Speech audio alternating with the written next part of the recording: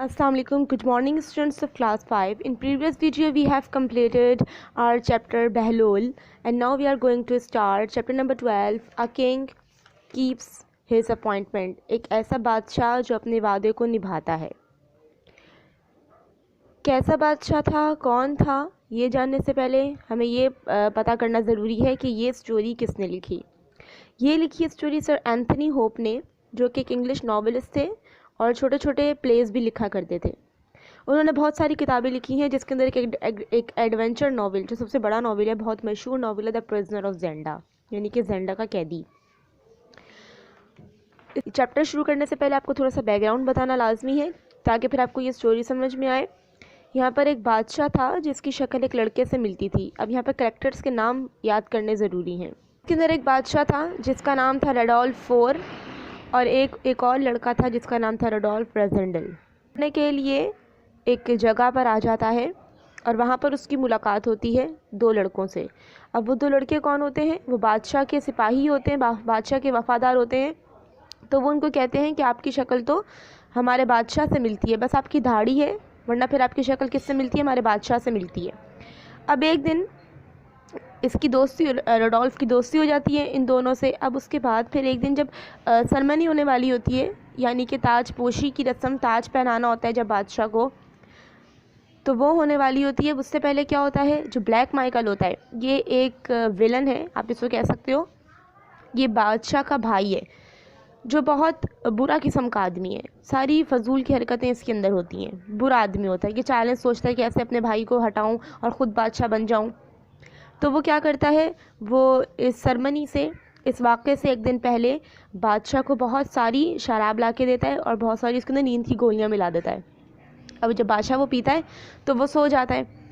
अब उसको नशा चढ़ जाता है, वो तो सो जाता है। अब ब्लैक माइकल के दिमाग में आता है कि कितना अच्छा उसने किया है कि अब सुबह उठते ही वो जब जाएगा तो लोग पूछेंगे बादशाह कहाँ गया। जब बादशाह नहीं होगा तो फिर किसको खुद ब खुद ताज पहना देंगे, ऑटोमेटिकली भाई को ताज पहना देंगे, ब्लैक माइकल को।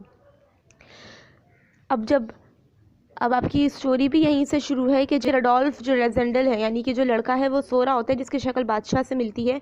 वो सो रहा होता है, फिट्स और कर्नल सेप्ट उसके ऊपर पानी फेंकते हैं, पूरी बाल्टी, तो वो उठ जाता है और वो कहता है कि अब उसके बाद फिर इनके दिमाग में आ रहा होता है कि अगर बादशाह ने ये मिस कर दिया ये इवेंट, अगर वो नहीं गया ताज पहनने, तो फिर खुद ब खुद ये किसको मिल जाएगा? ब्लैक माइकल को वो ताज मिल जाएगा। और लोग वैसे भी ब्लैक माइकल से खुश नहीं हैं क्योंकि ब्लैक माइकल जालिम भी है और हर कोई रेडोल्फ को ही पसंद करता है, रेडोल्फ IV को पसंद करता है, रेडोल्फ एल्फबर्ग इसका नाम होता है, उसको पसंद करते हैं।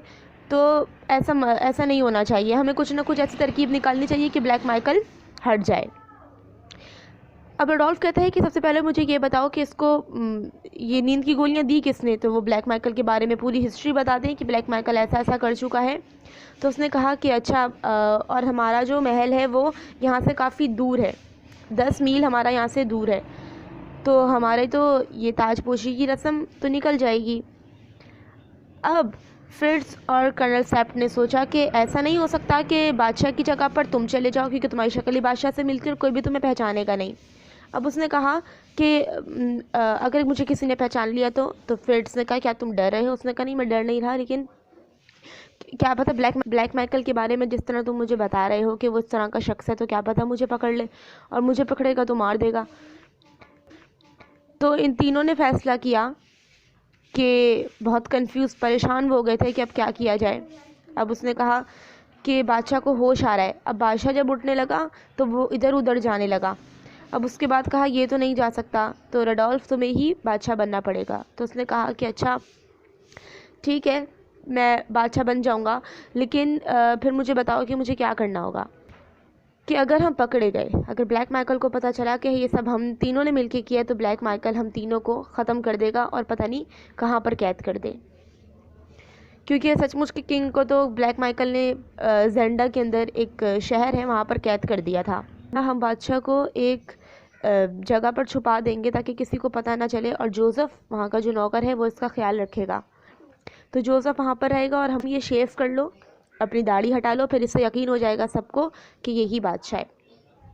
अब उसके बाद एंड में यही होता है कि जोसेफ जो है, जो नौकर होता है, वो सचमुच के बादशाह को एक कमरे के अंदर छुपा देता है ताकि ब्लैक माइकल और उसके साथियों को पता ना चले कि वो यहाँ पर है, और ब्लैक माइकल खुद भी वहीं सरमनी में शामिल होता है।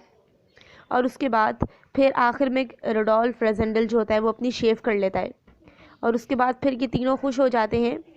फ्रिट्ज और कर्नल सेप्ट भी खुश हो जाते हैं कि शुक्र है इसने अपनी दाढ़ी हटा ली। अब उसके बाद सचमुच का बादशाह तो पकड़ा जाता है, लेकिन वो बात की बात है, अभी आपकी स्टोरी के अंदर सिर्फ यहीं तक दिया गया है। नेक्स्ट वीडियो के अंदर हम इसकी वर्किंग स्टार्ट करेंगे। So take care of yourself. Thank you. अल्लाह हाफिज़।